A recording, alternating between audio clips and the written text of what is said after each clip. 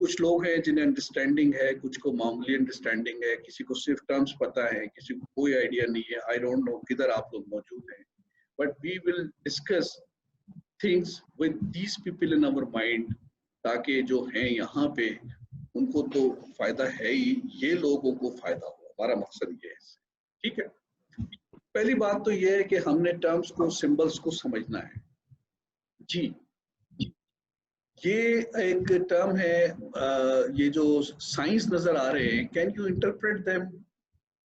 जी सैरिश कुरैशी, आप इनको बताइए जरा, क्या इसका क्या मतलब है? जहां मैंने रखा है इसका क्या मतलब है, इसका क्या मतलब है, और ये जो एरो है इसका क्या मतलब है? No idea. No idea, okay good. देखिए ये आप समझ लेंगे, ये जो डब्बा है ना चौकोर, इसका सर, मतलब है सर आई कैन जी, ओके ठीक है। आपने सॉरी बोलिए बोलिए। Sir, I can interpret the figure, but sir, I don't know about the symbols. Okay, Sir, I can interpret the previous picture, but I cannot. I don't know about the symbols. Explain ये चीजें नहीं कर सकती। देखें तो इन्हीं की explanation आप करोगे ना, अगर आपको ये आएगा तो वो समझोगे। पहली बात तो ये है कि जो डब्बा आप देखते हैं ना, तो इसका मतलब है मेल, और ये जो गोल चौक देखते हैं इसका मतलब है फीमेल। ये जो है जिसका डायमंड शेप्ड है, इसका मतलब है हमें नहीं पता कि इसकी सेक्स क्या है।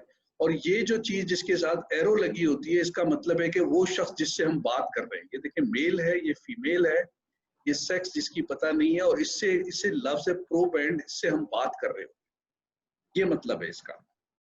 ठीक है, ये इसके आपको जब भी आप बनाएंगे तो ये शुड बी वेरी क्लियर कि मेल के लिए आपने क्या इस्तेमाल करना है, फीमेल के लिए क्या इस्तेमाल करना है, और ये इसका क्या मतलब है जिस शख्स से आप बात कर रहे हैं, जिससे आप इंटरव्यू ले रहे हैं। नाउ ये प्रोब एंड है। अच्छा, अब यहाँ पे this is the biggest confusion. जी doctor Ajit Kumar, can you interpreted के इनके क्या मायने हैं, इन साइंस के क्या मायने? सर लाड़काना। लाड़काना, जी बताइए बेटा, आप सर लाड़काना। ओके गुड, ये बताइए ना कि इससे क्या मतलब है? जी सर, ये बताइए सर। जो राइट हाँ हाँ जो राइट साइड पे राउंड है वो फीमेल अफेक्टेड है।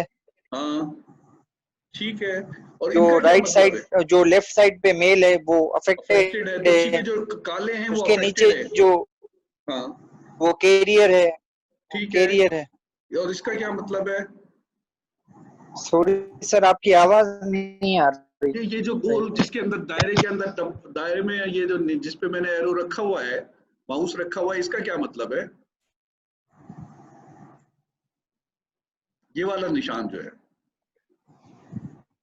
अच्छा अच्छा, इसमें देखिए आप बहुत क्लियरली एक बात समझ लें आप लोग सारे के सारे। This is the biggest confusion which your books have created for you.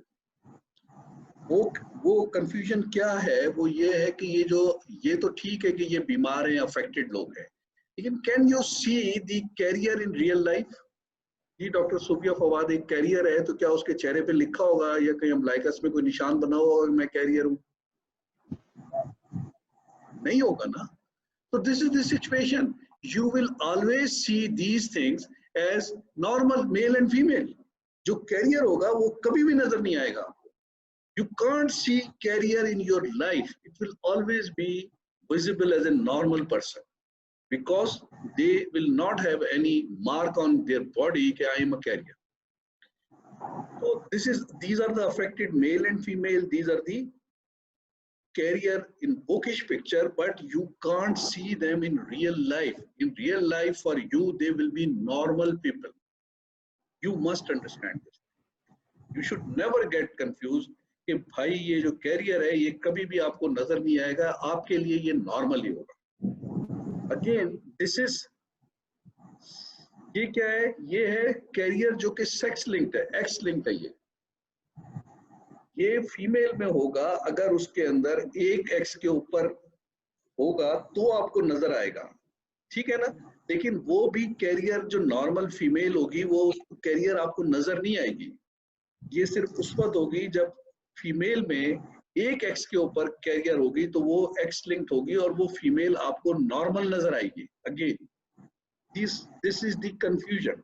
You will never see a female carrier तो उस पर कोई डॉट लगा हुआ होगा, वो नॉर्मल होगी, लेकिन वहां जब उसके एक एक्स क्रोमोसोम पे डिजीज होगी तो आप इसे ये बीच में डॉट कहते हैं, आप ये एक्स लिंक कैरियर कहलाते हैं, ठीक है। But they are not visible to you clinically, they appear as 100% normal. Now, this is the confusion which I want to stress. बहुत ज़्यादा मैं इस बात पे stress करूँगा. Now, again, can you interpret this thing again? अगर मैं आपसे पूछूं कि ये बंदा है, इससे बात कर रहे हैं, तो इसकी कितने भाई और कितनी बहन है, आप देखें, ये इसकी बहन है, ये बहन है, ये भाई है, ये बहन नॉर्मल है, ये बहन कैरियर इसमें दिखाई है, ये भाई कैरियर है, ये नॉर्मल है, ये नजर नहीं आ रहे। इसी तरह इसके माँ और बाप कैरियर हैं, तो ये नजर नहीं आ रहे। तो ये क्या होगा, रियल लाइफ में इसकी सिचुएशन ऐसी होगी, आपको कोई भी नजर नहीं आ रहा होगा, इसका कोई भी भाई बंद इसका आपको अफेक्टेड नजर नहीं आ रहा होगा, वो सब के सब नॉर्मल होंगे। आप बस इससे बात कर रहे हो, इसकी फैमिली में कोई भी बंदा आपको नहीं मिलेगा कि जिसको बीमारी है। ये तो जब नजर आएगा जब आप इसकी जेनेटिक क्या कहते हैं किस्म की इन्वेस्टिगेशंस करेंगे, तब आपको पता चलेगा। ये किताबों ने आपके लिए कंफ्यूजन फैलाया हुआ है, इसकी वजह से जेनेटिक समझ नहीं आती।